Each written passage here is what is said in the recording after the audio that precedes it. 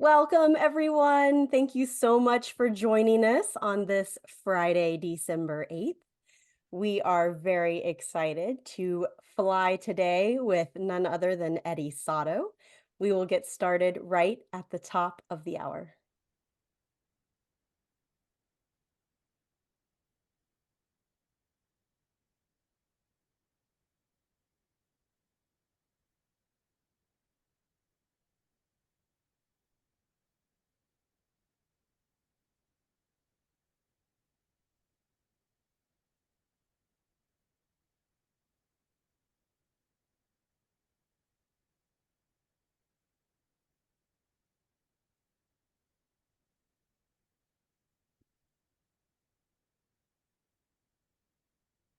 Again, thank you guys so much for joining us today. We're so, it's going to be so much fun. And we'll start with Eddie right at 1:30. I said top of the hour because we always start at 12, but today we're a little different, starting at 1:30. So we thank you guys for adjusting with us and promise it'll be a fun flight. And we'll get started right at 1:30.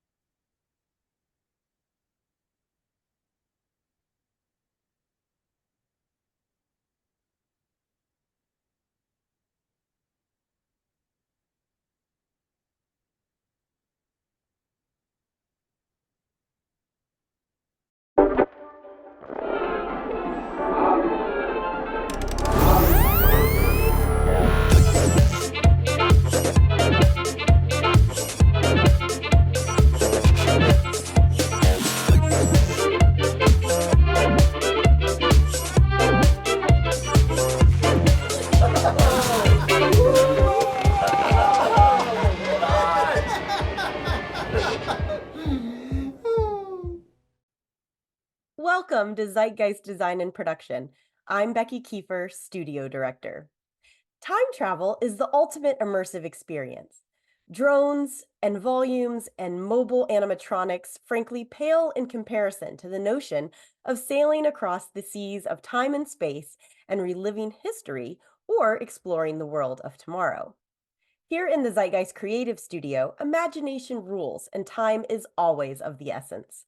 This is where immersion artists Ryan Harmon and Joanne Cicero study the past and spin the present envisioning the future of location-based entertainment, or what we like to call UXIRL, user experiences in real life. The Spirit of the Time Zoomcast offers a sneak peek behind the themes. Each month, we move you without a ride system, inviting one incredibly talented and influential colleague aboard our time machine. We set the controls for milestone moments in that person's career an attempt to unravel the mystery of what makes a guest experience timely yet timeless. And because we're live, you can type questions into the chat box, and our passenger will answer them after the journey. Climbing aboard our time machine today for our 30th episode and another special 2-hour edition is one of Walt Disney Imagineering's most celebrated concept designers and creative leaders, Eddie Sotto. Raised in the OC by a family of salesmen and artists, Eddie designed attractions for Knott's Berry Farm and the Six Flags Power Plant in Baltimore before becoming an Imagineer, where he was responsible for such groundbreaking projects as the updated Main Street USA at Disneyland Paris, Indiana Jones and the Temple of the Forbidden Eye at Disneyland, Pooh's Hunny Hunt at Tokyo Disneyland, Mission Space at Epcot, and adding Dick Dale's music to Space Mountain. Oh, and let's not forget his out-of-this-world reimagining of the theme restaurant at Los Angeles International Airport as an alien spaceport called Encounter. It's now my pleasure to introduce our time machine pilots, Zeitgeist President and Chief Creative Officer Ryan Harmon, and Zeitgeist Executive Vice President and Chief Art Director Joe Lancicero, along with the man whose voice can be heard as Shrunken Ned at Disneyland's Adventureland and as the steam train arrival conductor at the Magic Kingdom and Disneyland Paris, Eddie Sotto.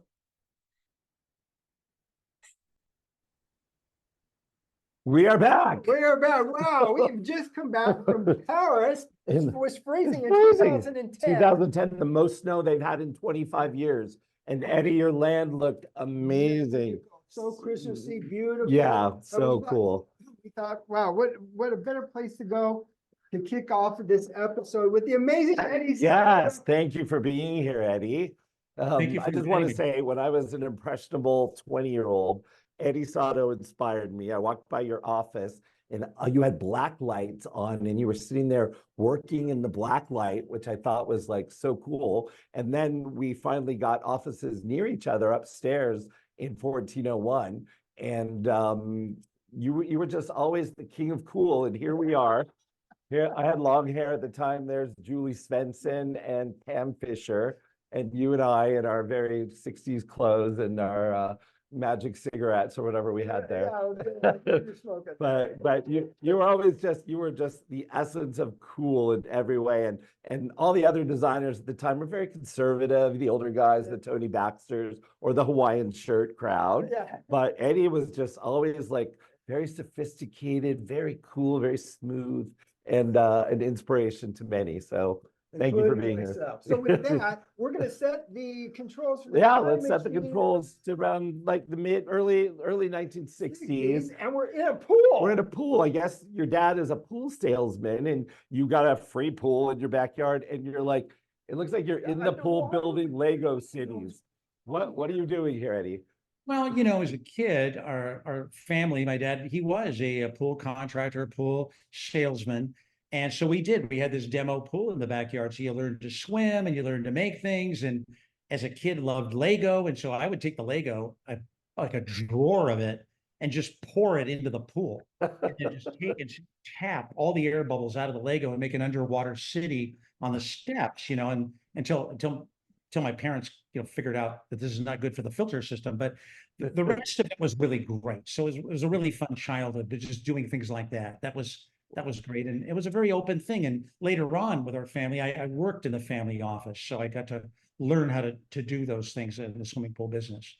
Wow. Well, maybe you talk a little bit about your family, Eddie, because it sounds like you grew up near the famous play and movie, You Can't Take It With You, with this crazy eccentric family of artists and the Sicilian grandfather at MGM. I mean, yes. Yeah. Well, it's true. Well, my grandfather, who's the first Eddie Sotto, at least never got it right on the third, but the first Eddie Sotto, started out in East Harlem, New York. Was born at the turn of the century.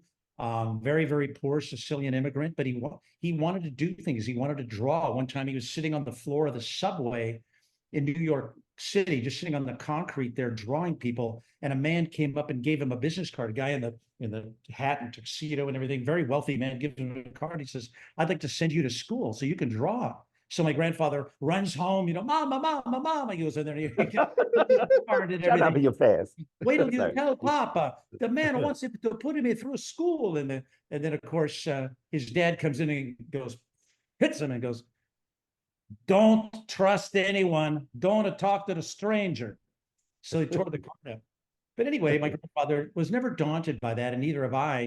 We don't give up in the family, and he learned to draw. He went to, in school, he won art contests, and it's kind of funny. In New York, he tied with Jerry Geronimi, who ended up becoming a Disney director of Dumbo. Oh, God, yeah. Yeah, they were competitors in art school or in just regular school in the art contest. And when he came to California, he went to Disney Studios for a job.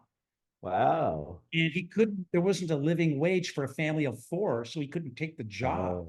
But my Aunt Marilyn was there, and they gave a maquette of Dumbo and his mother to my aunt. And I had that at home for many, many years, that Jerry Geronimi gave to my grandfather. So yeah, but the family was in New York. He was very industrious. He had a column in the Washington Post.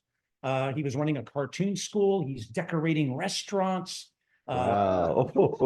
There's an article that he wrote. He wrote his bio himself and said he used to do the Zeppelin Cafe and put propellers on the ceiling, that's so fly cool. fans, and made them airplanes. And he was kind of a pioneer in the 1920s of themed restaurants or singing on the radio. He was a vaudevillian who would sing and make music on the radio with a ukulele and draw at the same time. So there's been a work ethic in the Sotto sketch family. and sing Yeah. and tell jokes and then finish the sketch. And that was his act. So our family is as weird as it gets, with my grandfather doing all those wild things.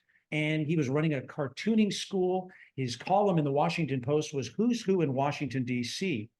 And he carried this idea all over the place. He also did a horror sketch, which was based on astrology, celebrity astrology. And he would do a beautiful kind of portrait, Ripley's Believe It or Not, pen and ink illustrators. Yeah. Wow. And of a congressman, but he hardly got any money from the Post. But what he did get is he sold the original to the congressman. So he can get a lot of money on the vanity of the congressman. Right. Yeah. He got Wow. President Roosevelt during the war, all kinds of just interesting things with my family, but they moved west. Yeah. He came out west. I don't know how far you want to go on this first thing, but Well, let's talk about Aunt Marilyn working for Edith Head. That's pretty cool too. well, that's coming along. Yeah. So they move out to Hollywood. My grandfather comes out to Hollywood, tries the Disney thing, and then instead gets a job as a scenic artist and portrait artist at MGM Studios. This is around 44, something like during the war. So Wow. he's working there. My dad's just a kid at the time. There's my Aunt Marilyn. She ends up working for Edith at Paramount, and then and also at Universal. She works on the 10 Commandments with Yul Brynner. So she did a lot of original costume art there. She also did like sci-fi movies, I think like The Women from Venus or something, a Fritz Lang film or something. But she would do there as a hero. Wow. And so she's probably the best. She wrote the book. She literally wrote the book on the art of costume design. You know what? Isaac Mizrahi, all these young kids that became fashion designers had that book. Wow. Is it a Walter Foster book? Yeah. Well, I would go to the art store to get to get art materials, and there my aunt's book would be there. And her husband was an actor, Fabian. If you watch The Computer Wore Tennis Shoes, Barefoot Executive, The Munsters, he's in a lot of TV and movies at that time. So my aunt was like my favorite person in the family. It was like she married a movie actor, that all my favorite shows. She's fun, and she was the best artist. She was better than my grandfather, I think. Wow. So later in life, she would teach me, So I had a wonderful family background, and just kind of an open-minded family. You could be whoever you want to be. You can try, you can do this or that. And I guess my dad had the simplest job, but I learned to draw plans of pools to scale and do color renderings and things as a result of that. So, you got to make the best of your family and find the things in your family that you can leverage. And being Italian, I think, we all help each other. My grandfather's teaching me, he has me inking his Capistrano news, or I was writing his cartoons for some Capistrano newspaper later in the years, so we all use each other, work with each other, and try to help each other. It was a healthy thing. That's Wow. great. And, that's the best schooling, practical, real life experience, Right. Yeah. Well, so my Aunt Mary's an actor. And because my grandfather was a vaudevillian who came in too late, he thought acting is the worst, don't marry an actor because you'll never eat, So what does he do? He becomes an agent. He becomes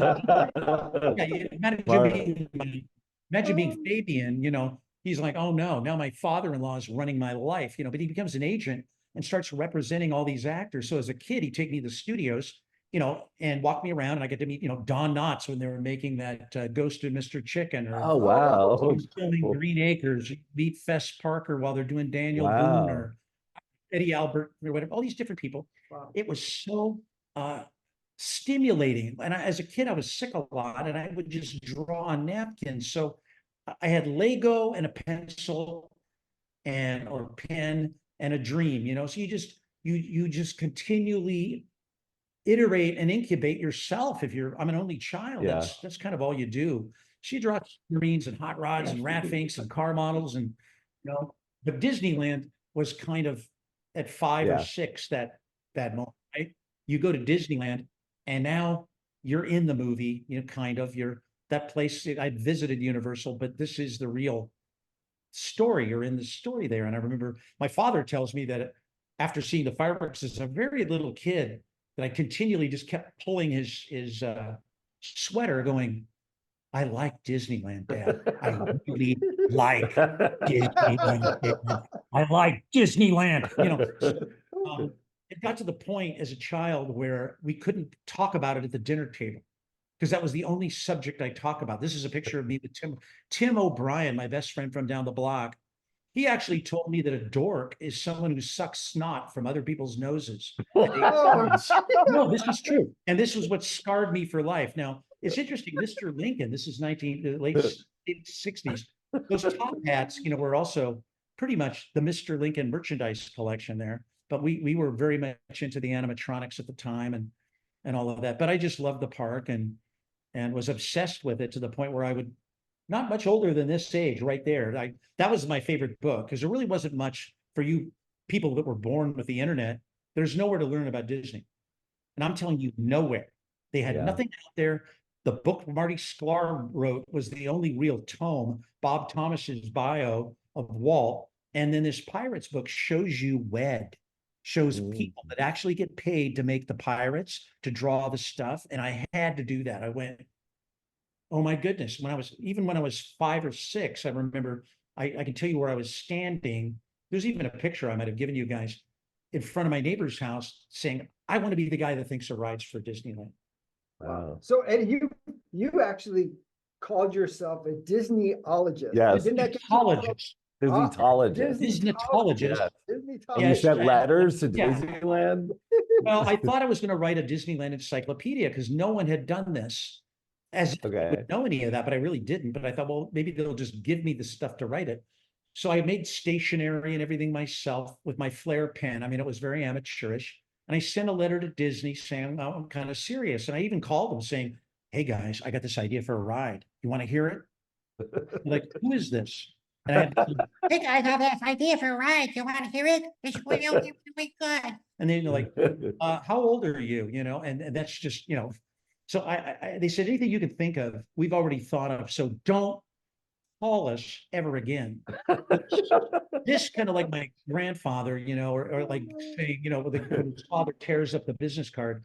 This is like Disney tearing up my life and saying, no, well, I'm not going to accept that. So I made a scale model. You had it up there for a second. Of Disneyland at 1 to 200 scale. My father called WED because he's a salesman and just intimidated them. What are you, this poor son over here? He's got a gun in his mouth and he's standing on the roof of the house. He didn't say that, but unless you get a blueprint and a picture, can you do that? So I got an aerial shot of Disneyland at 12 or 13. I got a 1 to 200. You could never get that. That was like, CIA material. Yeah. And I would pretend to be sick, and it kind of got hard. The pretending got harder as the months went on. You know, and I would go take business cards from local businesses and put them in my pocket and come home with an X-Acto and cut them into the buildings and glue them. Oh, that's smart. And to do there would even be, this is so obsessive, you guys. There were construction fences for new attractions. Oh my God. Really on the model. You wouldn't want the people that aren't there to see that you're not done with New Orleans Square. Right. So you got to put a little, got to put the fence up. So, you know, I would say it's an obsession, you know. Wow. That's great. Oh, no, but you know, Marilyn taught me a lot of tips on drawing and things like that. I worked for my father doing these renderings of pools, Yeah. and she'd go, Eddie, you don't know how to draw water. Let me show you how to draw water. And she'd take my markers. I had to have the same Prismacolors as Mark Davis, you know, and she would take the markers and she'd show me how to do the water. You do the little ripples, you know, the reflections and all that stuff. And I'm like, oh, Auntie Mira, thanks. But imagine going to her apartment or their house, and she's got some 20s flappers she's doing a watercolor of. I go, what's that? She goes, it's for this movie called Thoroughly Modern Millie. Lady sings the blues, and then later the movie comes out. So I was kind of like, I want to make things that get real. That's what Mira's doing. Grandpa Eddie's not doing that. I'm a frustrated actor, I guess, you know, but I use it in design. I'm a method actor of design. I method act my design. But she's making things that people really wear that are like immortal. They're in a movie. Yeah. So So I speaking wanted to be a speaking movie of guy movies, first, but Eddie, it didn't pan out.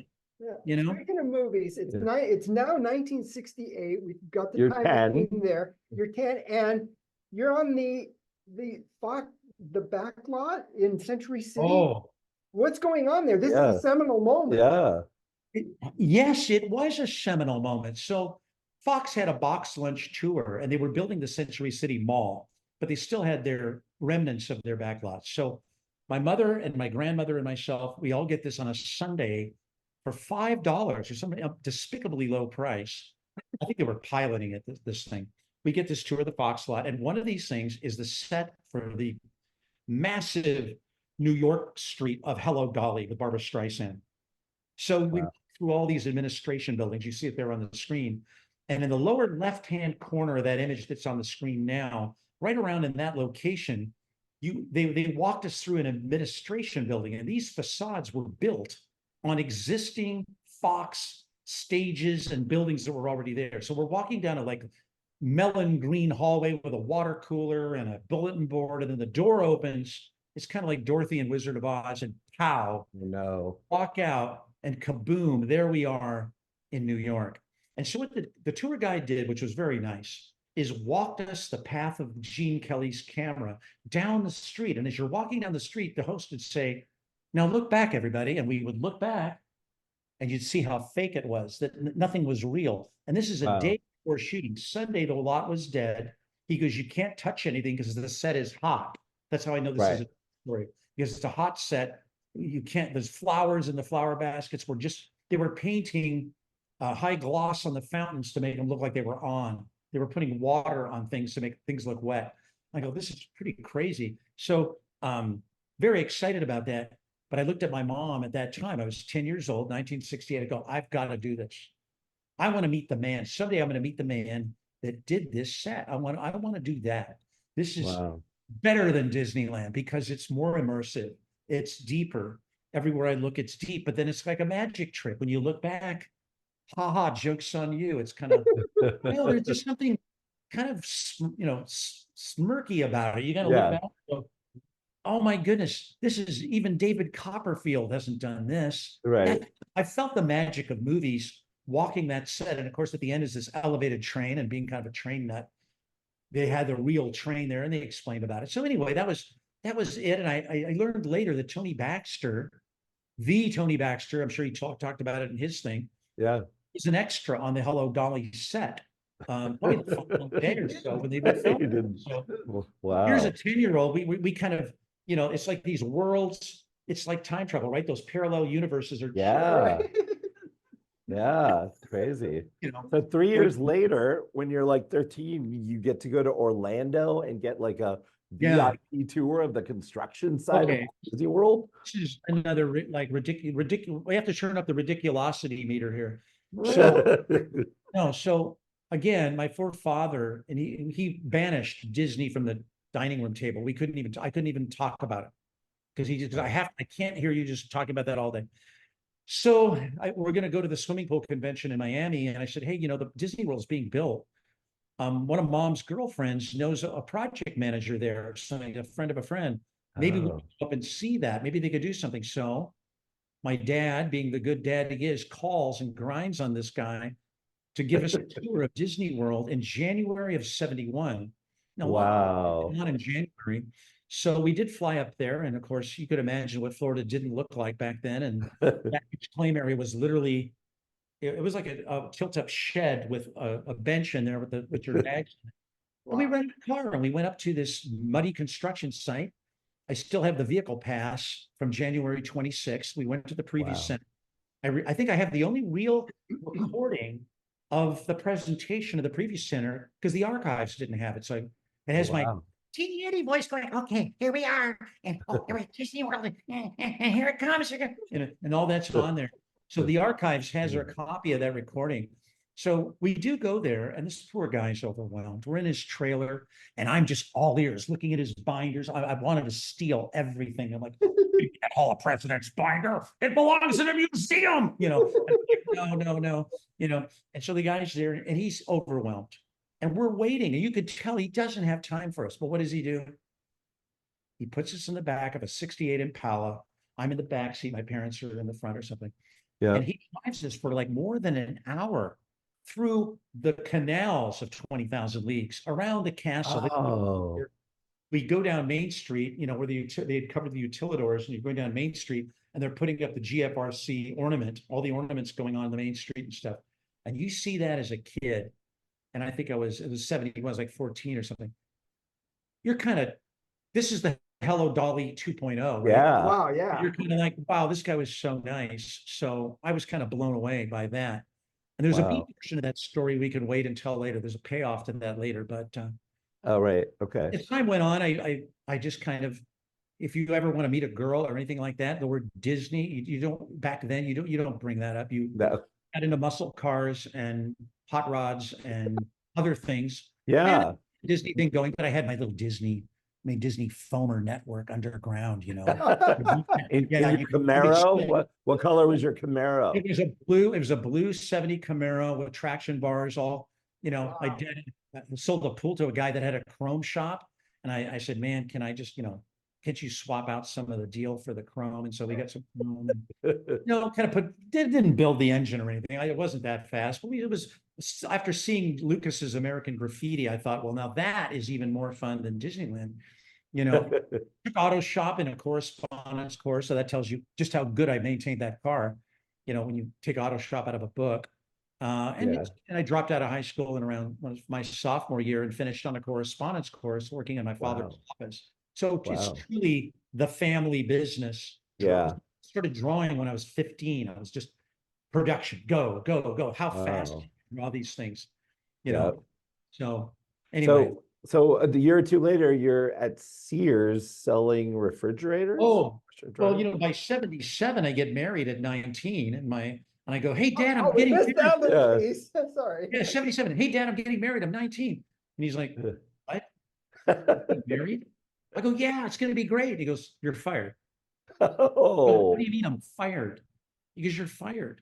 I go, why are you firing me? I need this job. I mean, I got to get married. He goes, look, your wife is never going to respect you if you don't go win the job yourself. You got to go out and win. You've never won yourself a job. You can't be daddy's boy sitting there at the drawing board. You have to earn some respect. If you're going to, he thought I would just cancel the whole thing. Like the Disney, I was too dumb to do that. I was like, oh, okay. I'm like, all right. So I finally got a job on commission selling washers and refrigerators. The Lady Kenmore dual agitator porcelain steel. You bet it, man. I got into there selling washers. Wow. And you know what? They send you to sales school. So you learn in 3 months how to be a very good retail salesperson. Wow. And it was good training.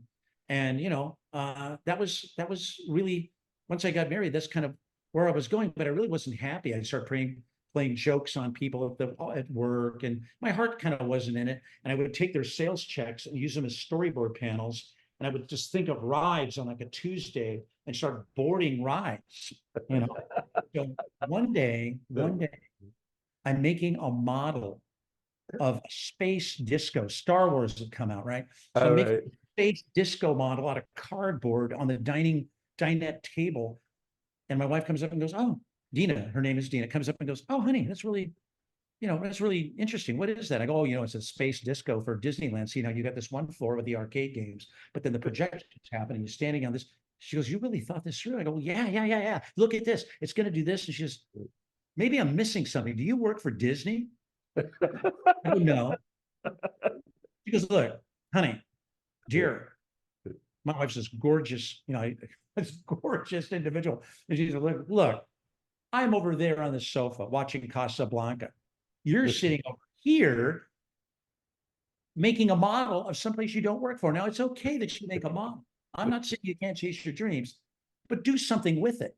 Or you're going to be sitting next to me watching the movie. Either we do something together, but you're not going to sit here fantasizing and then not doing anything with it. She's so smart. She was the real catalyst. She said, okay. So I tried to sell ideas. I tried to do this, try to do that. Nobody wanted to talk to me. Knotts wouldn't even talk to me. I couldn't go to Disney because I made too much money. I was making good money selling appliances. It actually was pretty good especially for my age. Very good money. So kind of got into this situation where I asked my dad, I said, well, Knotts won't even see me. He says, Eddie, just go in there and ask him to tell you how bad you are. I go, why would I do that? He goes, just bring your portfolio. He says, look, I will go away forever. No more calls. I will go away if you just look at my stuff and tell me what's wrong with it. Do that. So I go, bingo. He's like, yes. I go, can I take you to lunch? Oh, no. I don't want, he didn't want 4 more minutes with me than he had. Go in there. And I think this is a good story to elaborate on because a lot of young people are trying to sell themselves. So so my dad goes, look, I don't know what you think you can do, frankly, but whatever that is, that ride you've been dreaming of, you better deliver because you got the expectations really low right now. It's a perfect time to hit a home run. He's not gonna throw a slider on you. He's just gonna stand there and you can just hit him in the face with a baseball. So okay. So I went in there and I pitched this alcohol-infueled Rum Runners of 1921 ride, which is kind of Pirates of the Caribbean with gangsters, in cars, and the still blows up and all, and of course it always has water in it, they're all drunk and all that stuff. I just thought that'd be cool. Well, the guy I pitched it to actually liked it.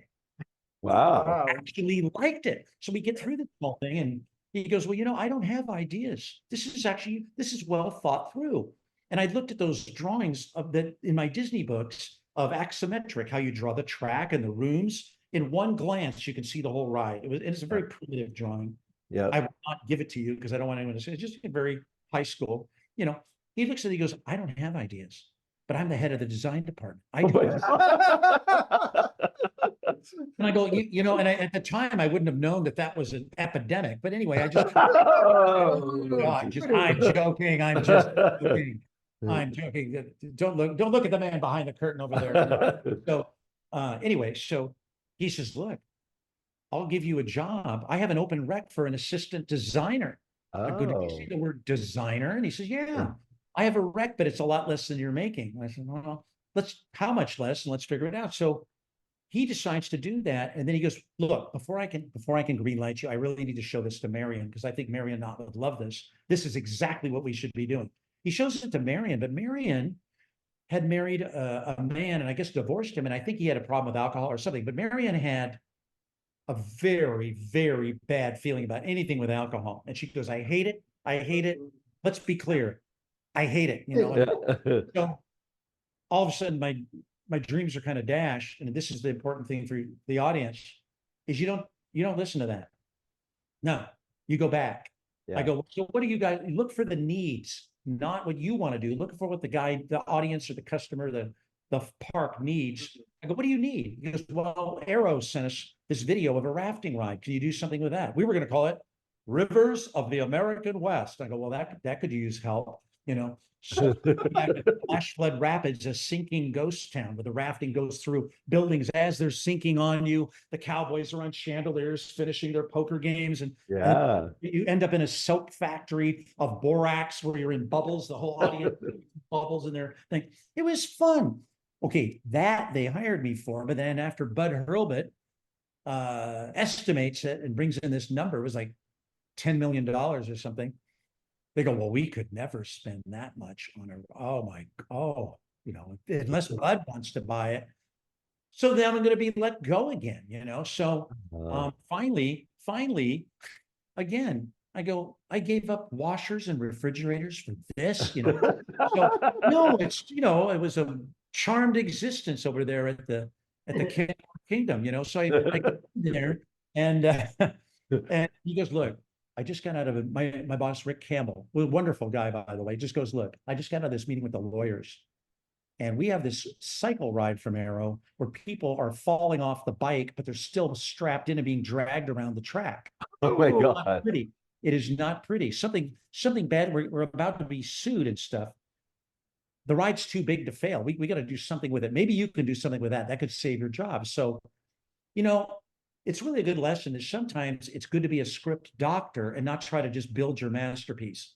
Right. Seldom any of us get to do our masterpiece. Maybe we've never even gotten to our masterpiece, but you fix things and you become useful. That's what employers want, as a Swiss Army knife. So I kind of went out there, looked at it, and the cycles were very high off the ground. I thought, well, you know, I think Joe, you or Ryan, you would have looked at this as the same idea. You would have said, hey, let's put a toboggan, tear off the bike, put a toboggan on it.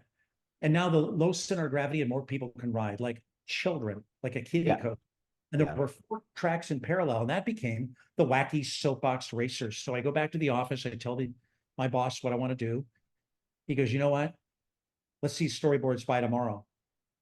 Wow. I go, you know, I don't want to, it's like Herbie would say, I'll embarrass myself and I'll embarrass you, but we're not going to get it by tomorrow. So, you know, that's the thing. No, I couldn't do a Herbie voice then, but I kind of told him that.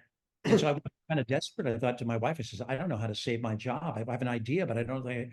And so we took the cardboard, like from that disco model, I had that show card, and made a little soapbox car, cut the buttons off of one of her overcoats, laid and then put little pins through it so it can roll. It would roll on the buttons, like through the center thing. It looked like you could slide it around. I took that in. So I didn't say I wasn't going to give him anything. So he came in, he goes, well, where's the artwork? Do you have anything for this? And I go, well, not really. But what I do have is what you should be deciding on, which is this vehicle. That's the real question here. The show can be anything. Here's the car. This is what we're talking about. So he takes the car and he came back and said they were going to buy it and we're going to do it. So I was 21. Wow. Somebody who had only drawn swimming pools in his life, now art directing and designing a ride that had to be built in about 9 months. 9 months? Oh, no. So but it existed. Knott didn't know what to do with me. But No one knew what to do with me because it was obvious I was inexperienced, but I could draw. So what they did is Fred Hope, Jr., who had worked at WED, had a company called the Only Animated Display and Design Company with a lot of Imagineers, Roger Brogy Jr. being one of them. He was kind of a little mini WED at the time. And he goes to Marion and says, look, Eddie's got the ideas. He can draw anything he wants. Let's get the ideas out of Eddie and on the paper. Our guys will do the show set drawings. We'll produce it. Okay. So they come to me and go, well, Eddie, you know, like this is a bad thing, you know, but they tell me that there's all these people from WED that I'm going to get to work with, and I actually can direct them.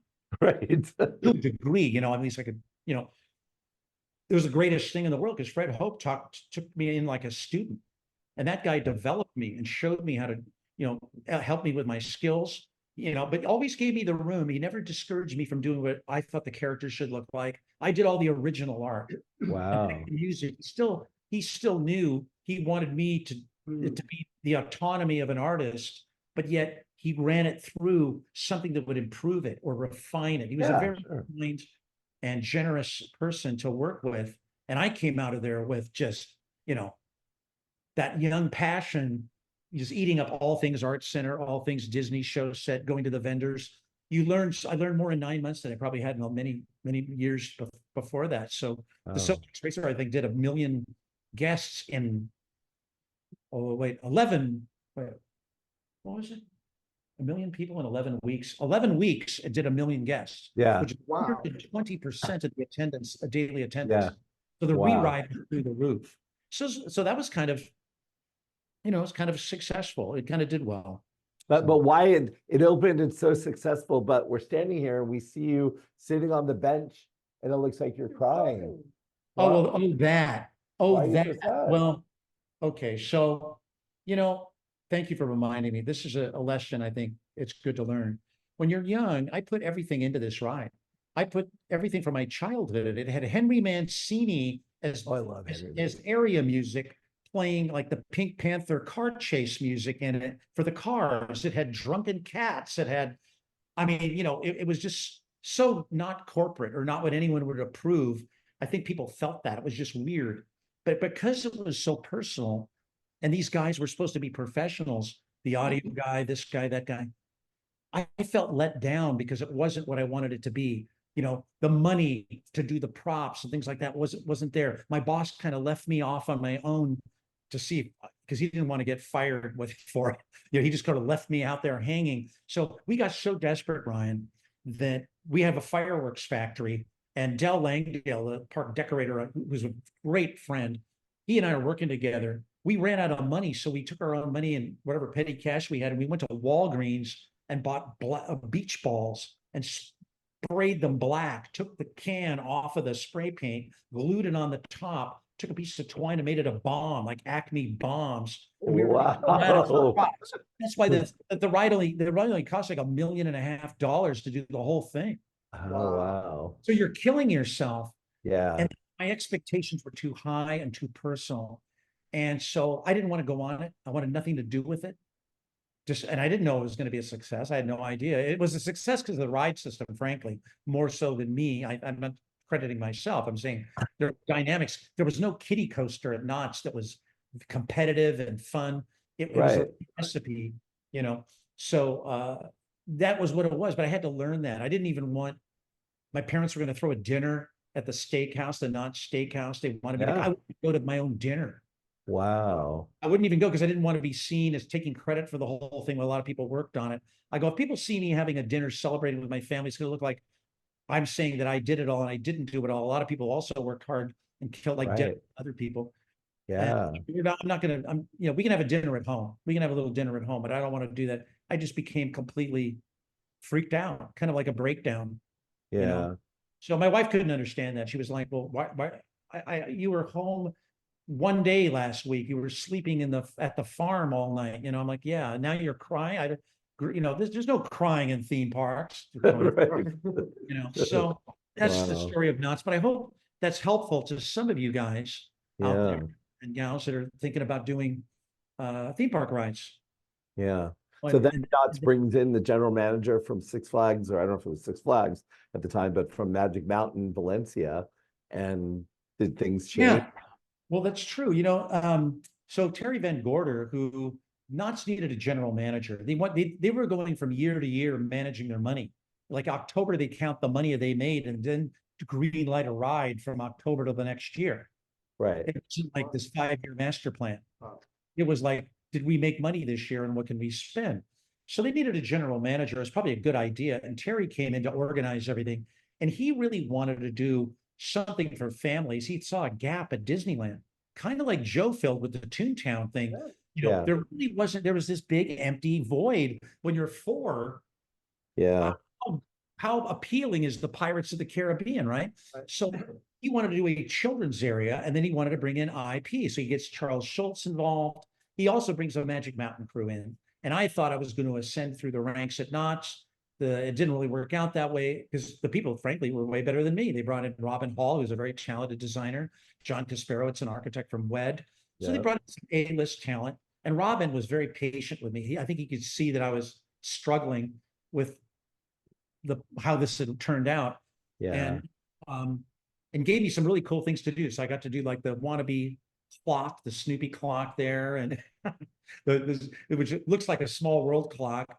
And I think Brogy Elliott actually built that clock for Broke out Wow. animation, might have built it for Knott's. And so that was, which was also, you know, an offshoot of the Fred Hope company. So yeah, that was there. And the little, working with Dave Bradley, who was a wonderful man who actually owned the Kittyland Walt had spied on. So he was making these bodies for this little ride. I designed this, you know, little simple push car ride for kids, you know, and learning about how children behave and stuff. And Dave Bradley, that's another like blessing, because this man had wisdom that he actually gave to Walt Disney. The man was the guy when he would tell me, because he was kind of an honorary guy, he'd go, yeah, Walt Disney wasn't there for his kids. I go, no, nah. He'd be sitting in his car by himself, spying on my rides. I finally went up to him and go, hi, can I help you? And Walt said, well, you know, if Dave, if you had all the money in the world, what would you build? What would you do? And he'd say, Dave goes, I don't have all the money in the world. That's a stupid question. I'm not telling you what I would build. Why would I tell you? You know, I'm happy here. Why is this not enough? You know, whatever he said. But I can't remember. I wish I could remember the quote response to that, but it was not nice. And so I think liked that. And Walt hired him as a consultant. And so I said to Dave, I said, so of all the things you told Disney, what are some of the most important things? And he says, well, the best rides are the ones that happen to you, where you're involved in it. Yeah. He also said something that I think is lost on a lot of people in this industry, which is people want to think, they think consciously. And I think it's probably more true today with selfies. Yeah. Is people think about what they are going to look like in the ride vehicle. I think this is one reason VR has a hard time, is people look at those things, they go, I don't want to stand in front of people with these goggles on looking stupid. Am I going to look stupid? There's a certain performance anxiety. It could be positive, where the little kid goes, I want to fly with Dumbo. Okay, that's positive. Look at that Peter Pan boat. Who doesn't want to sit in the Peter Pan boat? Yeah. Even at 70 years old, you don't mind sitting in the Peter Pan boat. Right. So, but there's also other ride vehicles or things that put people in awkward situations, or they don't look right, to think about. So those were great lessons and he kind of became a great teacher. I would just go down to Long Beach and ditch work, you know, and sit there and drink with him and stuff and hear what you know, his Walt stories and stuff. Yeah. That's so cool. Wait, was this around the time you got to work with Herbie at all, where he talked to you about drawing the verbs? No. You know what happened with that? Okay, so the Herbie Ryman was when I went to Landmark. I eventually left Knott's Berry. See handwriting on the Sad-Eyed Joe shack, you know, that was time. They were preparing the shack for me, I think. They're going to lock me in. You know, they were tired of me, and I was frankly tired of me. And so they said, good, you got to get out of here. So, and so I found Landmark Entertainment, and they, like the scene behind me, said, you know, do you think you can do something kind of Jules Verne-like? All right. And I went, ooh, I've never done anything. I had nothing in my portfolio that looked like that, by the way. I was all Western looking stuff. Yeah. And I'd already been rejected after Epcot, the Epcot purge. I went to Disney. I tried to go there. And at that moment, they're like, we already have a Western town. I'm like, guys, is there anyone here who visualizes things? You know, I'm like, don't look at the portfolio. Look at what I could do. So no dice. And so Gary Goddard, I go over there to Gary Goddard and Landmark. And that's kind of when I interviewed there. And that's when I first met Herb Ryman, because Gary is a genius. He would hire all these Disney first generation guys and then hire them. Of course, he gets to keep the artwork. So he has the greatest art collection outside of the archive of Disney artists, you know, because he loves them. He genuinely loves and respects those artists. Yeah. You know, so I'm working on the power plant, this Six Flags Victorian thing, and drawing, you know, submarines and building them. And I was like, that's super cool. Wow. Well, and we had no money. I mean, the reason the windows are frosted on the real submarines is there's no money for an interior. No, I said, well, can we build now? I'm ready to do this quilted red maroon bed where you lay in the bed and look up at the ocean. And I'm like, no money for that. It's going to be, you'll get the glass Rust-Oleum frosting spray and get going. So unfortunately, that's the kind of things. But you know what? These shows there at this power plant were based on a fictitious professor, Professor Phineas Flagg. And it was this whole idea that he invented things before Edison. And now we're going to give him credit. Right. That's a pitch. That's not a day, an experience. But anyway, my job was to design the laboratory. And the laboratory love it or hate it, they'd already kind of thought of a lot of it. I didn't. Was kind of pitched, and Gary was ripping off Discovery Bay. And I think he even said to Tony at one point, "You're never going to build that thing." See, parched earth happened for miles around Glendale after that was probably said. But anyway, and I don't blame Tony. So so Tony was very interested in this project. So what happened was, as I was drawing this and building this stuff, I kind of knew I knew about Discovery Bay as a child. I was looking at the model in the preview center. I love all that stuff. Yeah. And I call what I try to do, like this thing behind me, is not Tillian. It's not steampunk. It has a logic. It looks like it could really work, as if an engineer thought it. So it doesn't. It looks legit. More cinematic, I guess. So anyway, I started giving these things to Bruce Gordon, who was assisting Tony at the time. And how did you know Bruce? Pardon? Did you know Bruce from elsewhere, or you met Bruce? You know what? It's really weird. I think Tony must have introduced me to him. I tried to think of that for this show. Yeah. How do you know Bruce? Because I didn't have that much. It must have been like going to a Disney function or some former fan thing or something that I had gone to. But at any rate, so there it is. I started giving him spy photos. Tony loves to see things before anyone else. Yes. Loves that. I don't blame him. So I would take these nice pictures of the sub, telescopes, all this Victorian stuff, and just kept giving it to him.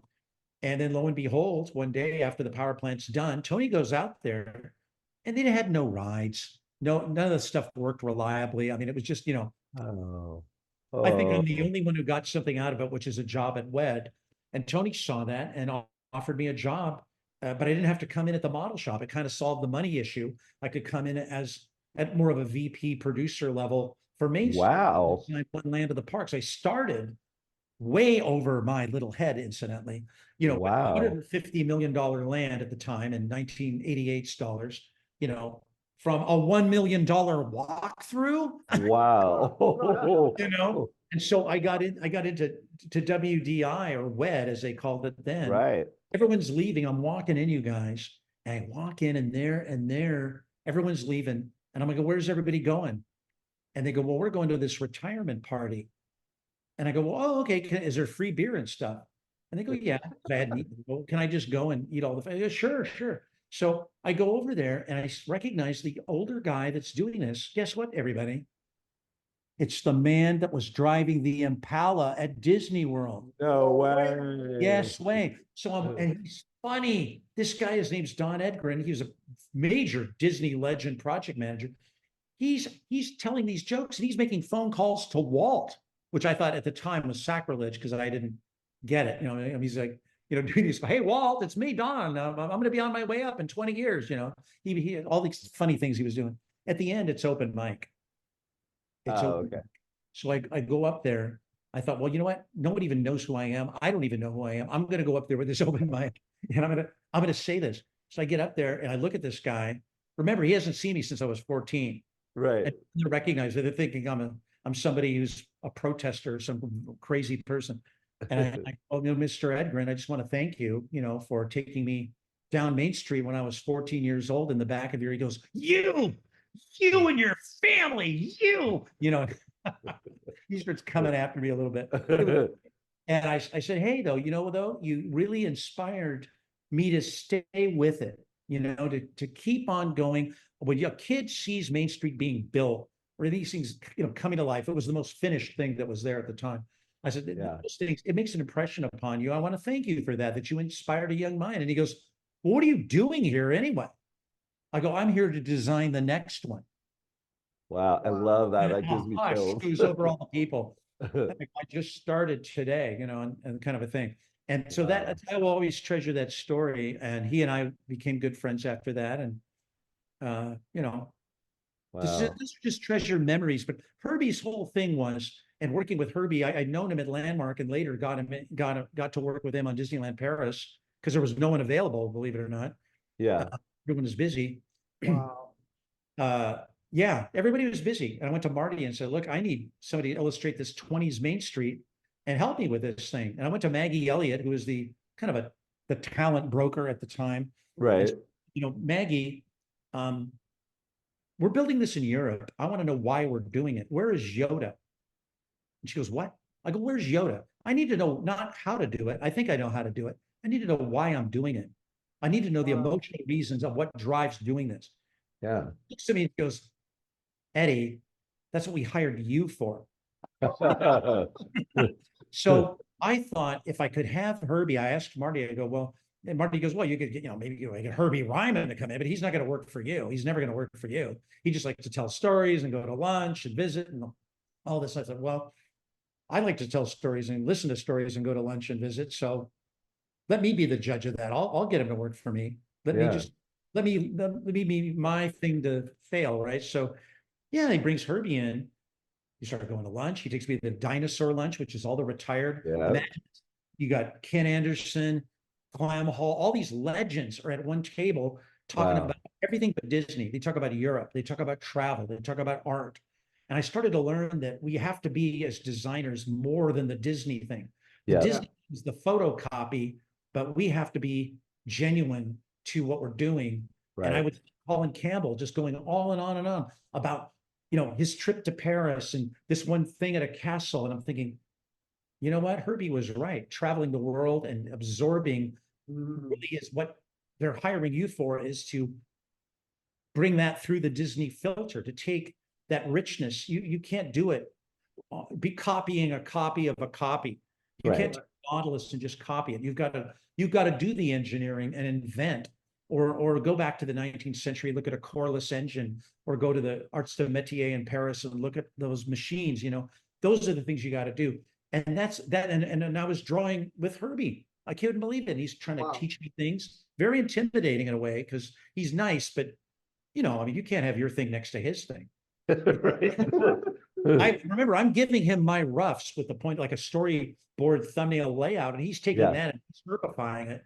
There's that picture you put up, has my sketch, and he's doing that. And so he would do those things.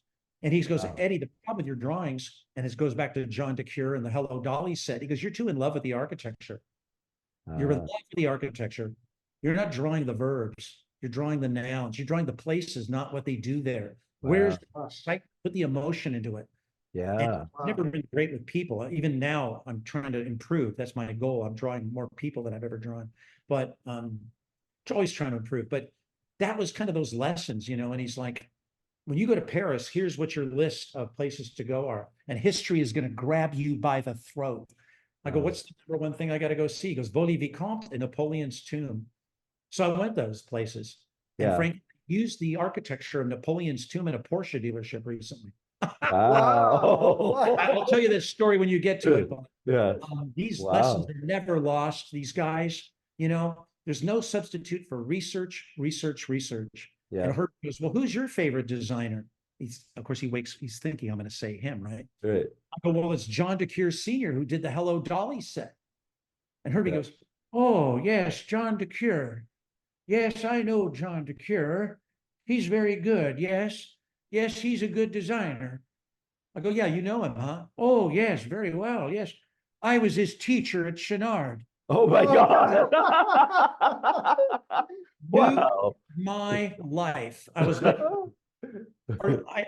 think about how lucky I am, you guys. Yeah. Wow. There's no business in this business, coming out of the Addams family. Now I go to the Hello Dolly set. I ended up meeting John DeCure once at Landmark, where he taught me to draw bigger and larger and think bigger, think epic. Because your drawings are too small, which means your ideas will appear too small. You need to think bigger. So I tried to do that. I try to learn. I'm all I am is a little bad makeup mirror of all the people that have come before me that I've been able to learn from, and I just try to, we all make it our own. You do, Joe, and you do, Ryan. Everybody makes influences you. But those were very, very important things. And John was kind of in my mind, was a genius who learned cameras. He understood lens. He would draw lens distortion into his drawings. I can't. But he would get the lens distortion. He goes, that's a 50 and that's a this. And I'm like, wow. 35. Yeah, these guys, they really learned. They took the time to learn their business. I think when I criticize design I see today, usually it isn't because I think the designer is bad. I think there's laziness. I think sometimes people don't open a book if you're doing the 19th century or whatever, and go, okay, that's the DNA, you know. Computers have made it too easy to do something mediocre. You know, Yeah. you can dig deeper. And that little 10%. I remember one time Tom Morris and I in Disneyland Paris were working late, like 6 or 7 o'clock or something. We're drawing, and I wanted to go to dinner, and the site's way far from the city. I want to go to Paris and have some fun. And he goes, Eddie, I'm doing this roof, and the roof is going to be forever. And we would as producers, we were also the designer. So we were hand detailing things. I was hand detailing moldings and roofs. And he goes, look, it's going to be there forever. If you want to go in and not remember what you did last night after going for dinner again, you can do that, you know, or we can sit here and finish this and it'll be forever. And I go, you know what? You're right. Here. Wow, Let's great Wow. advice. We're going to stay. Oh. And that's why you have a beautiful castle. That's why you Yeah. have so many beautiful things, because Tom Morris would stay. He encouraged me to stay. Wow. And I don't think I'd be that encouraged because I was a fanatic, but you know, it was this idea of the dedication to the permanence of what you're doing. Or he and I would go into villages in France and we go look at tile. He became a wonderful friend. I've known him since I was 14 when I made that little Disney model. Yeah. He was in a public library one day as a Disney fan. So I met him, I think 15 years old, 14. So he'll tell me. We've known each other for many, many years. I've always respected his insight and ability and talent. He's a wonderful person, but he's also a great asset and really understands Disney, especially. He's writing the book on it now. So So Eddie, backing up just a second. So Tony hires you on the strength of all this great Victorian stuff, and they're building Discovery Land sort of as the replacement for Tomorrowland in Paris. Why you would have been a logical place for that? What happened? So I thought. So, you know, deservedly so, Tim Delaney gets Discovery Land. I got Main Street, which was really depressing, you guys. So it was super depressing because at the time they wanted to build a Tokyo Main Street, or it was sort of like I was hired to run the photocopier of another park and just, you know, put a different sign on it in French or something. And this was the, you know, for some reason, like you, Joe, I expected that. But Tony had a good reason for it. I go, how come I didn't get to do it? He goes, well, you know, Tim is excellent at inventing, taking different styles and maybe inventing something unique or something different.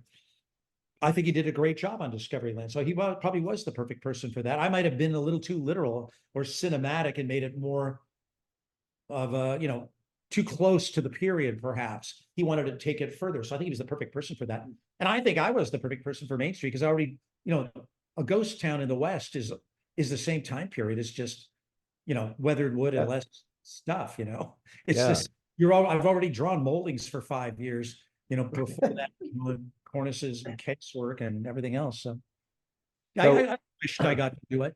I think right now I'm kind of acting out a little bit because I'm doing this, you know, sort of Nautilian underwater vehicle. I still dream of having that opportunity to Nemoize something, maybe not as literal as all of that, but to do something like that. I got to do this rocket behind you is a little bit like that. That's a project of ours.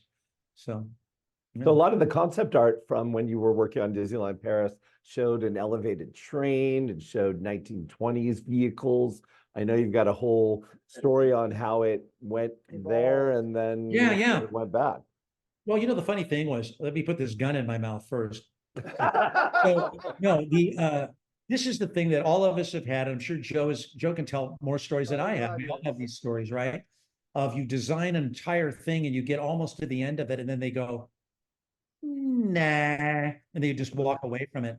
So Tony is like an amazing person when it comes to having an insight for things we just don't see. Certainly things I don't always see. He sees the problems that are hiding in plain sight sometimes, and he could easily see. And I think I saw this too, because especially the photocopier issue. You know, I'm like, he's like, we're not going to do this Tokyo Main Street. We're not going to put my park's not having a roof over the main street like Japan. It's too cacophonic and everything else. So we're going to do something different. We had a budget for weather to put people undercover. So I can't remember when it happened or who thought of it, but these arcades, these indoor arcades became part of the main street. And it was my first week, though, that I had pitched to Kim, I believe, saying, look, why can't, because I just came from Knott's, the roaring 20s. And it Right. was Wow. successful. Ding, I just already designed a roaring 20s ride nobody made. So Yeah. I was kind of thinking I could just like recycle this stuff and make it Disney with a budget. Why not? Right. But right. So I say, hey, why don't we do a roaring 20s Main Street, but kind of like the Dolly set, more urban, more exciting. And Tony thought about it. He goes, you know what? The 20s is the first time that Europe was really looking at America as a unique place with jazz, Yep. Josephine Baker, all of these things were going on. Chicago. Yes, you got the prohibition, but that makes it Yeah. kind of risky and exciting. Right. Right.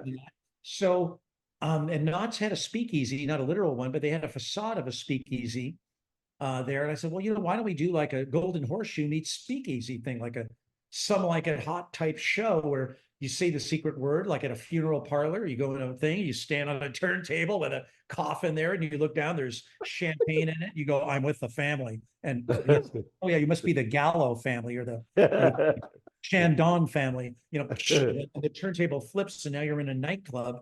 But of course, since Disney's a crime doesn't pay kind of company, you Right. never see the end of the show. It gets raided every night. Oh, that's everybody gets fun. raided and the cops come in and Oh, they that's keep building great. up the lead singer. They keep building up. And now in 4 more minutes, you're gonna see, you know, it's like building up the strip tease that's never gonna happen. And in a few more minutes, here comes Miss Lala. She's gonna come out here to sing, you know.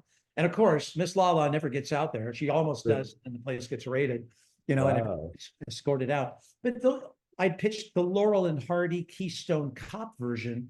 Michael Eisner, I think, by the end of it, got the idea it was the blood and guts, not innocent, untouchable Kevin Costner, you know, noir movie. Right. It's not that. I'm not doing that. I know better than that. But I think something out there poisoned it. And when I asked Michael Eisner years later at lunch, I said, why did you really cancel that? I have to know. Because in a bus, that picture you showed of me with, I think maybe you've shown it, with me and Michael and Frank on this Europe trip, he looks at me a year after the thing is turned down and goes, hey, Eddie, I think we should have done that Main Street in the 20s. That was a better idea. I think they would have loved it. I'm like, yeah, so did we. Thanks. So, you know, oh my gosh. So it's just been the hardest thing. I mean, now I just finished 6 drawings for Disneyland Paris merchandise because I've been haunted by this idea of the elevated trains and all this stuff. And Michael said it was the money. He goes, Eddie, see, I've always wanted it to be a land. Main Street's not a land. So I was consciously trying to put rides and Circle Vision theaters and basically do whatever I could to escape prison and make it a land instead of a mall. You know, and the company, obviously, they didn't want to do that. So, you know, the 20s thing. So I did a limited edition of 6 drawings you're going to be able to purchase at your local Disneyland Paris online. 6 limited edition drawings of what I would have done. It's called The Land That Never Was. And I wrote stories for what it would be. There's interiors of the speakeasy. There's the exterior of all of that. There's the elevated trains and taxis and flappers and movie theaters and, you know, homage to silent film and all this crazy stuff in these 6 drawings. And so they're going to do it. So I was very thankful. I kind of got obsessed.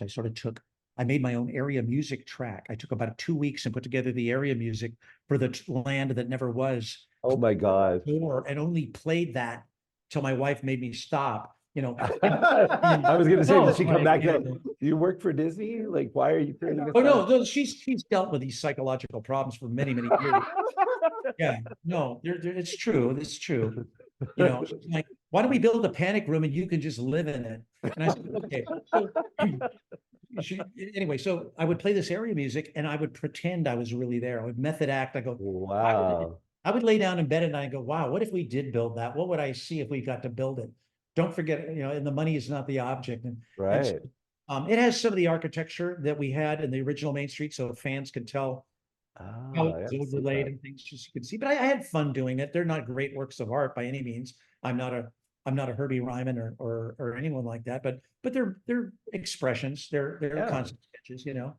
So that was kind of a cool thing. But so what happened with the weather protection on these sides? Well, these arcades got done. So the arcade's funny. So we're building the arcades. Now, if for those of you who don't know, they run behind Main Street. And I had gone to all the arcades in Paris. I went to American arcades. I've been to Milan and Rome. There's different arcades around the world, studied all the arcades. America does not have many arcades. And Michael wanted everything to be very American. He goes, I want it to be warm. You know, I wanted to be warm. I want to feel fire. He wanted I had to put 13 fireplaces in Main Street so people would feel cozy. There was sort of paranoia about the cold because we didn't have the roof. What were we doing? So, you know, I could go in and go, well, I think we need 80 gas lights in those arcades, each of them. They go, okay. Well, the flame, open flame will be beautiful and it will be inviting. Great. So we're building them and they're not real skylights. They're artificially lit. So it's a dark box. So we're putting it in, we're building it not very far along. And Frank Wells, fabulous man, comes into the arcade. And I had met him prior in one of the design offices where he tried to say, there's your rendering and there's the drawing. Are you really recycling? I mean, he would come in and like an attorney would like grill you on whether you were really reusing things or like you're adding, because somebody told him I was adding too much stuff. So fortunately I was able to defend that and we were friends after that. So we had an interesting, fun relationship. I could go to his office, we could hang out. We just had this very intimate, strange friendship of just being good buddies and stuff. So he came over and looks at these arcades and goes, Eddie, we're in big trouble. It's dark in here. I go, yeah, we're going to fix that. It's going to be done. No. Don't tell me that. Don't give me that. No. It's like the black hole of Calcutta in here. This is not going to be, that's what he said, the black hole. I didn't know what the black hole of Calcutta was. I knew it was a Disney movie, but I didn't know it was shot. So I was like, okay, all right. So what do you want to do? He goes, well, I'm just going to tell you one thing. And I'm thinking like, am I fired? You know, it was the greatest thing of all. He goes, you, Eddie Sotto, better make this as good, this experience as good as the Main Street walking down the street. Wow. Really? So time, actually, money wasn't even the issue. Time was the bigger issue. We were a year behind the other lands. So Main Street, those arcades are done in 10-foot modules. We only designed 10 feet of it and then repeated it. So I could noodle one area, cast it, and then flood it.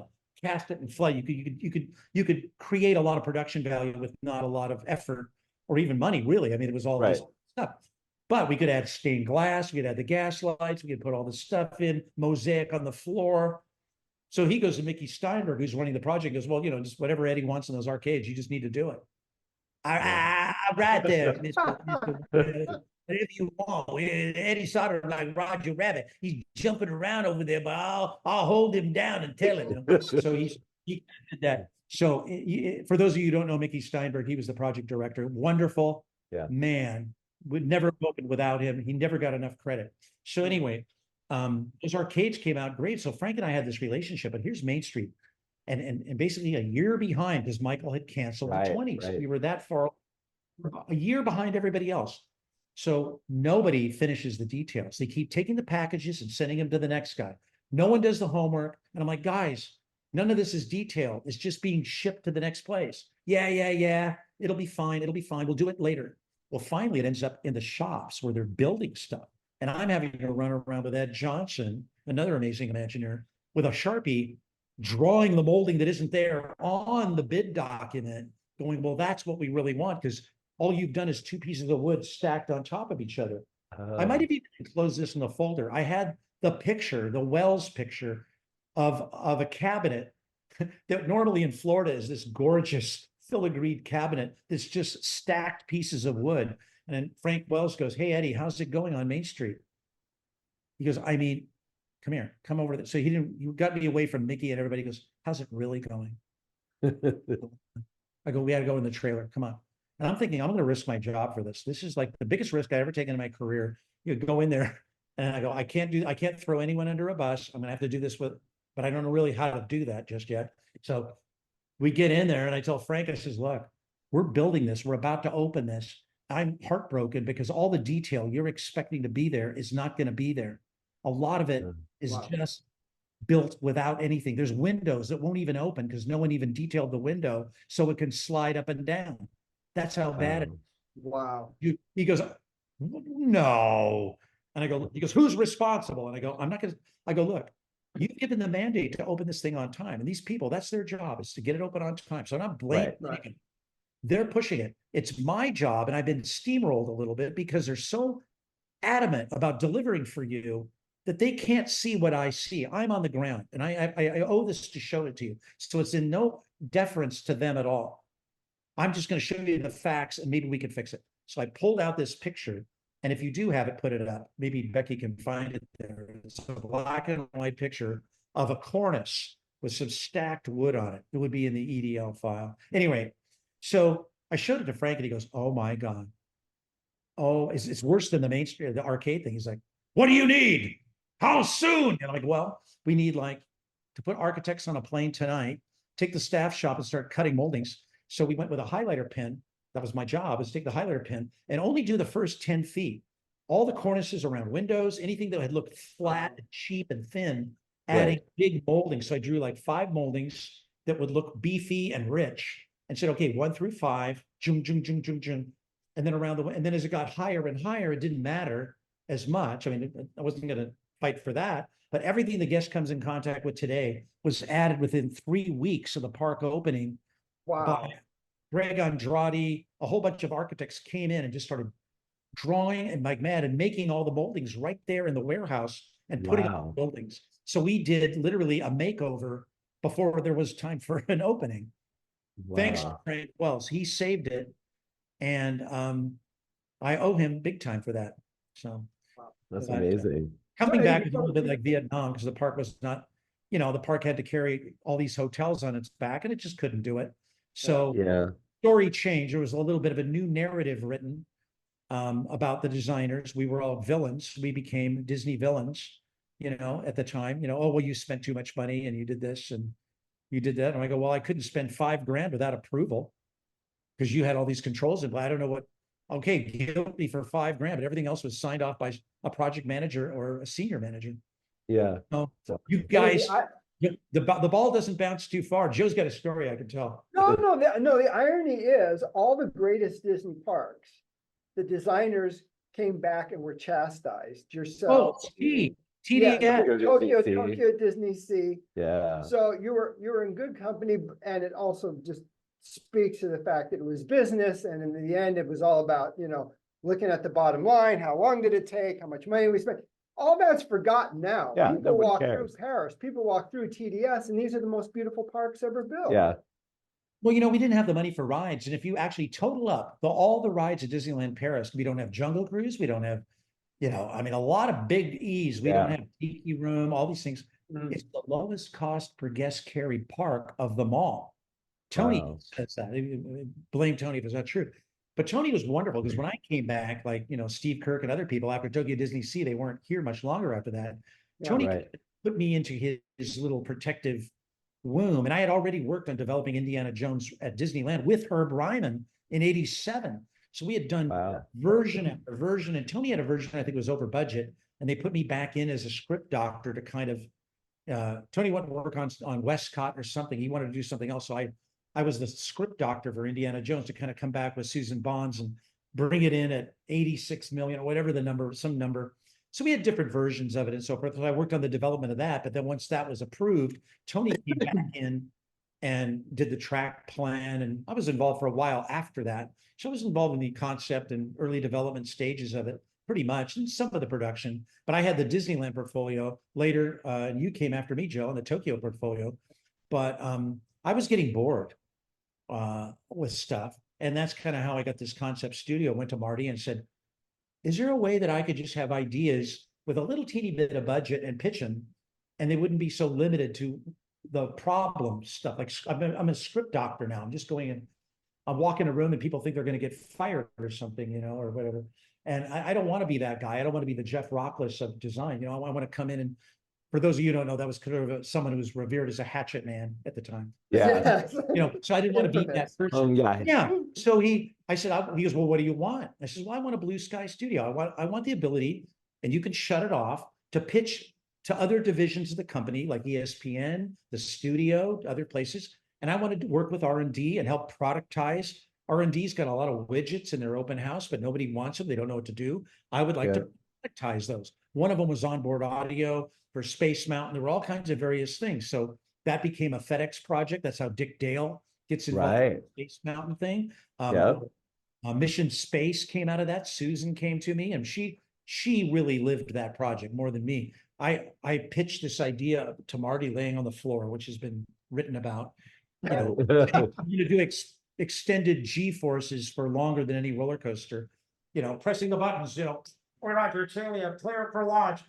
I did this whole thing, and he's like, I have no idea what you're doing, but it sounds like you're obsessed. So how much do you need? So we got like grand. You know, he built a little capsule, put Michael Eisner in it. He was like, love it, great, we're doing it. And then Susan Bonds and Luke Mayrand and Michael Ma, a whole bunch of other folks got involved, the ride group.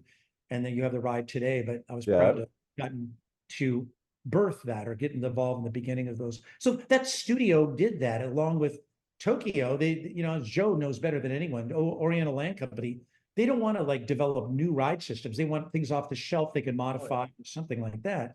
Well, there was really nothing at the time when TDS was going to open. They wanted something for Tokyo Disneyland that was going to prevent the cannibalization of everyone just going to TDS, and they were afraid no one would be at TDL. So we had to have a ticket. Well, Japan's a different market. So the only thing that I could find, and we didn't do a rock and roller coaster at the time, was this Aquatopia for TDS. And I go, well, how far along is it? I'll go, well, you know, they've done it. They've tested it. I go, well, does that qualify as a shelf item we can offer? Yes. So I went to the ride group. I go, I want to do this as a dark ride. Okay, good. Is there any reason I can't do it as a dark ride without the water? No. Okay.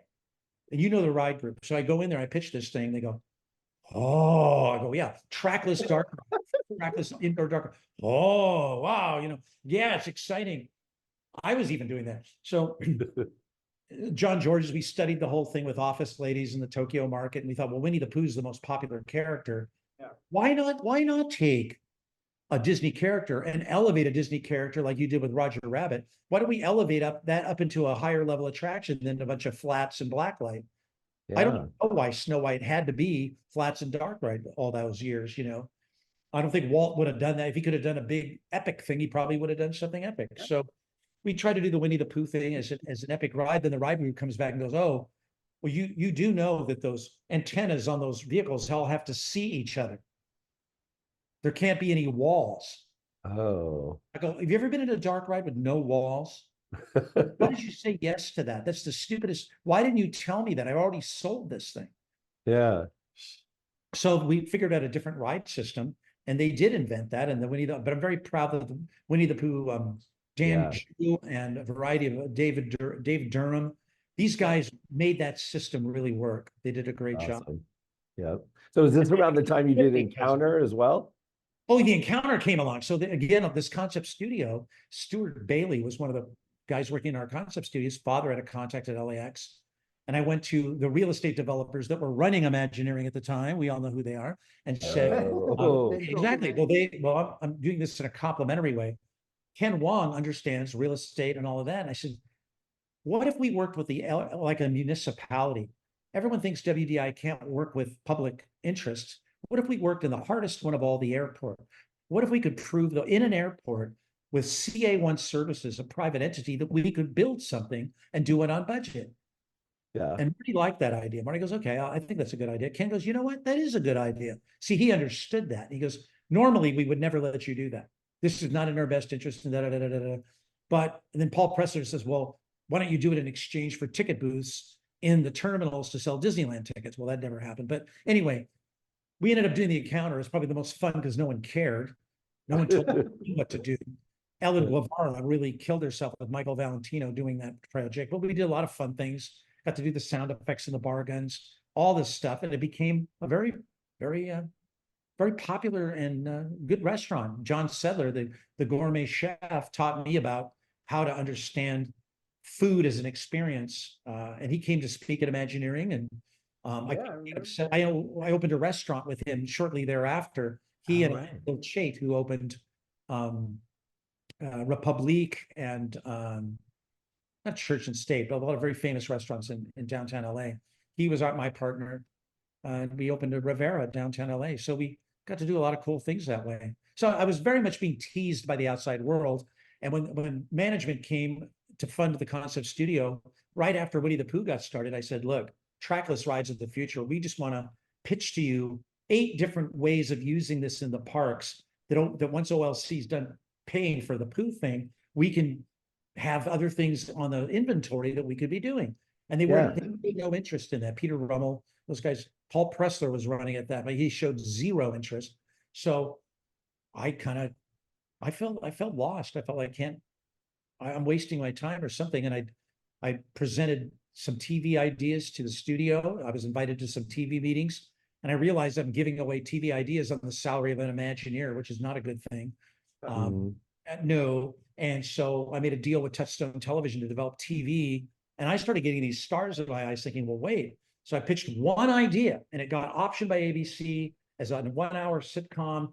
And Jordan Kerner became the producer.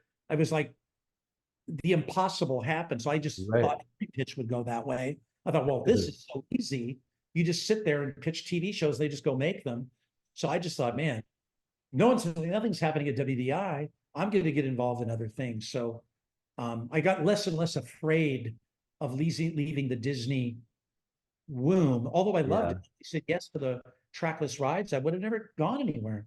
But you know, in the long run, it was good because I was healthy. I needed to grow and learn I learned how to make television. I learned how to write. I learned how to do things I never got to do. You know, so those were all fun things. The studio, we were doing interactive foods. Susan Bonds was doing Mist Island based on the video game with interactivity in 1999, long before anyone was doing it. Wow. Way ahead, way ahead. Yeah. So it was. Eddie, didn't you do, I remember you also picked an idea for a thrill park, and what I remember most was. For it was fear minus death equal fun. You know what? I trademarked that. I had that t-shirt. I'm not wearing it today. Today I'm wearing a Halix t-shirt. Yeah. Fear minus death equals fun. We were in a meeting, and that came out of the meeting. It was fear minus death equals fun. And it was called E-Ticket. Life is a ride, make yours an E. And Michael Ovitz, the doomed president, you know, of at least Chapek kind of topped him, but you know, the doomed president of the Disney company really loved that. He would bring celebrities in to see it. And we kind of did an FEC or Family Entertainment Center that was far more adult. I mean, the simulators were Ferraris. It was like if James Bond went to, you know, Dave and Buster's, what would it be? It's that.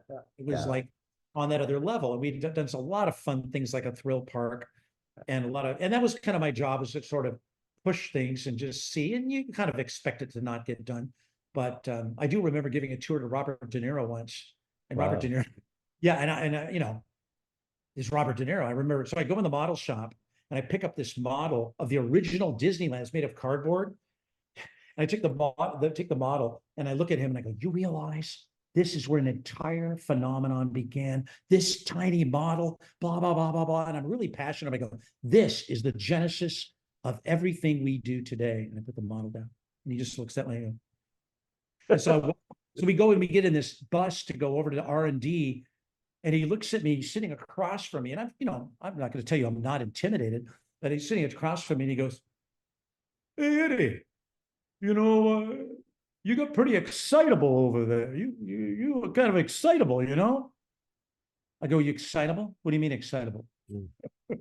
Well, you know, you're the model, you're gonna get excited, you know, you gotta get excitable over there. I said, look, if you don't like the excitement, I can turn it right down if you want. We can just turn the knob right down. No more excitement. If you like that better. No. So the tour ends. I don't see him. Joe Rohde takes him on another tour. At the end, I have to wait with him for his car to come. And he looks at me and he goes, tell me. Now, I showed him E-Ticket too, which he liked. He wanted to invest in it or something. And he goes, tell me, how do you get the money for these projects? I mean, where do you get these people to give you the money? And I'm thinking to myself, Robert De Niro, the greatest actor of all time, is asking me how he gets money? Some people just throw money. If I was Robert De Niro and he says, I want to do a movie, I said, well, you know, take my wallet, right? He's asking me. And I'm thinking it must be really hard. And all I could say was, well, that's where the passion, that's where the excitable part comes in. You got to believe in what you're pitching. Every Yeah. little, if they don't love it, they feel it. It's all about that. It's all about when Marty Sklar saw me on the floor, laying there acting like an idiot, doing the space mission space thing, they kind of buy you. They kind of look at you and they go, does this person believe in it? Are they going to take it all the way to the finish line? Are they going to fight for it? Every project needs a champion. And I don't know that we always have champions on projects. You can feel it when there isn't. So you got to be the champion of yourself sometimes, or the champion of your own project. And I told that story not to, oh, I was with Robert De Niro. You know, the whole thing is that even Robert De Niro can't get the money easily. It doesn't even happen easy for them. Yeah. You know, and I thought, man, maybe I got it easy, you know, because we've got good management. Eisner and Ovitz at the time were very positive, and they were pushing for more. So, yeah. So, So Eddie, we got to wrap up probably in about Sure. 5 yeah, minutes. I just want to ask, you went to Digital Entertainment Network, then Progress City, and then Oh. SottoStudios. Are there any projects you want to highlights. mention? Yeah. Yeah, sure. Okay, Those so years?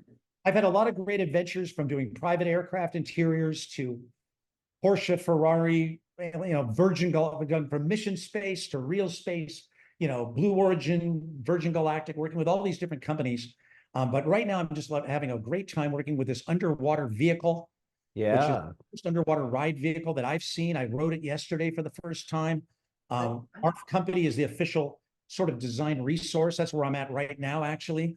Okay. Because learning everything that it takes to work with this particular marine safety, paint, everything underwater. So I'm learning how to do dark rides underwater and being taught by these guys, because they're the leader in this underwater entertainment that they do. We're also producing a record. We're tomorrow night is our live concert, playing that Dick Dale music I think I mentioned. We're going to play Yeah. Escape from Space Mountain. We just did our own satire of it. We recorded it with the drummer from Blondie, Clem Burke. It's cool. by Ed Stacey.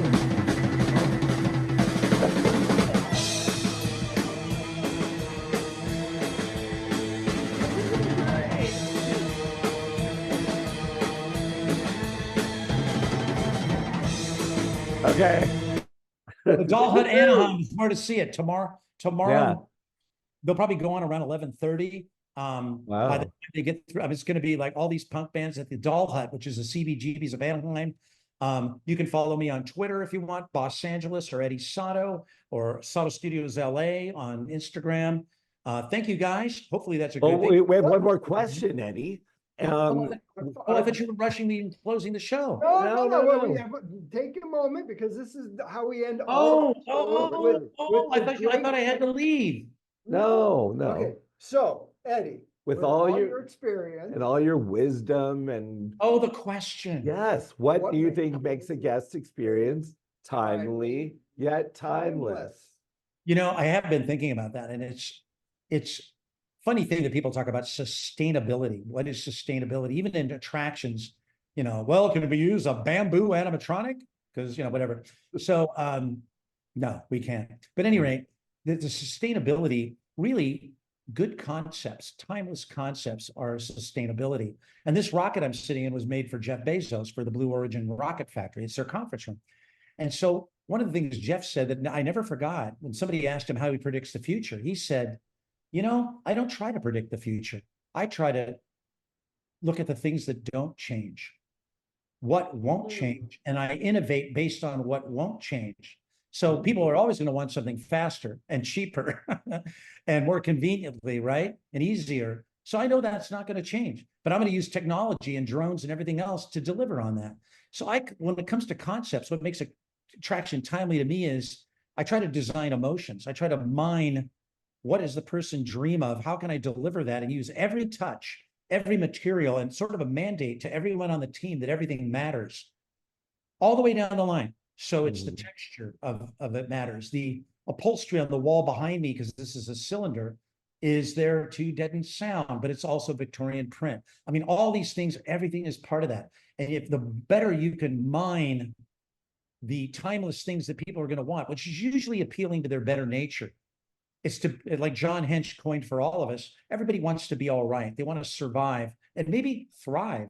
So if you can keep those things in your mind about a show or an entertainment venue, I've seen rides that punish you at the end. And at the end you go, well, you losers, get out of my ship. And you're like, well, what was that all about? Or dun dun dun dun dun dun dun. You're like, yes, I'm part of something bigger than me. I'm feeling like a hero.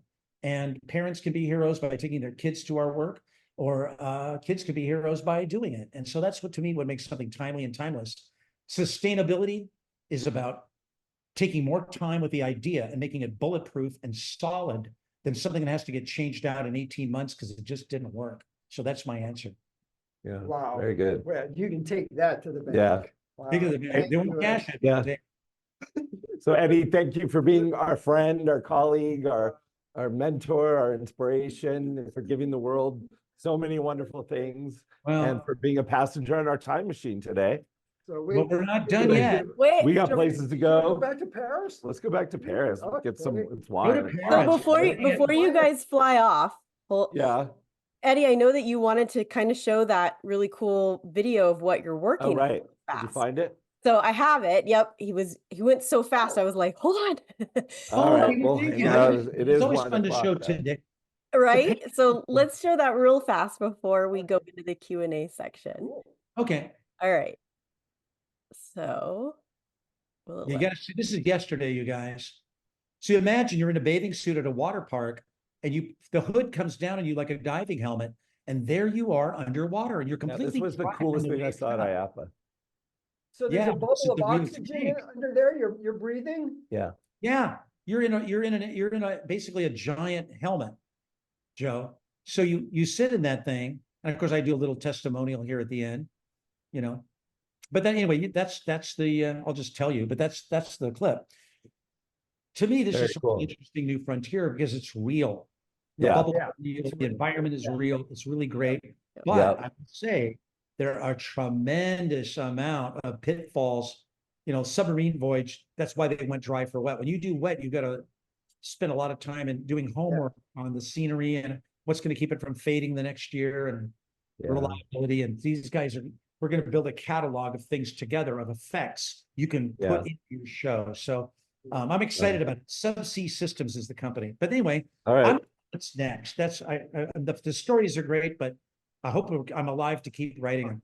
All right. Yes. All right, everybody, have a happy holiday. Happy holidays. We'll see you in Thank you. 2024. Be healthy. Onward! Safe. Shrunken Ned says onward, gentlemen. Yes, off with you. Off with you, yes. Bye-bye. All right, you guys. Well, I think this was the most boring show I've ever seen. Eddie. All right. We hope you guys enjoyed the ride. I know we did.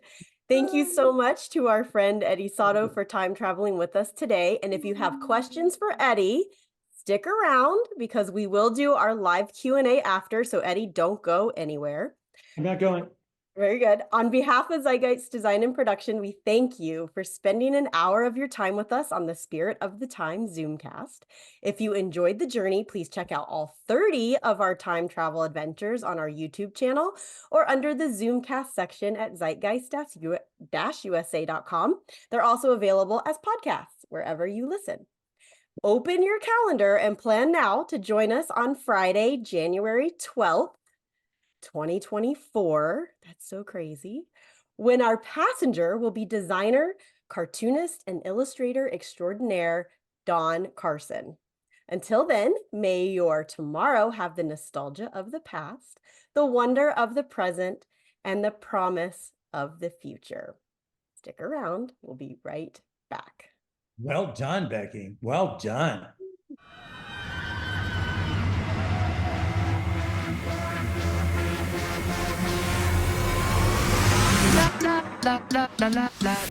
Get it.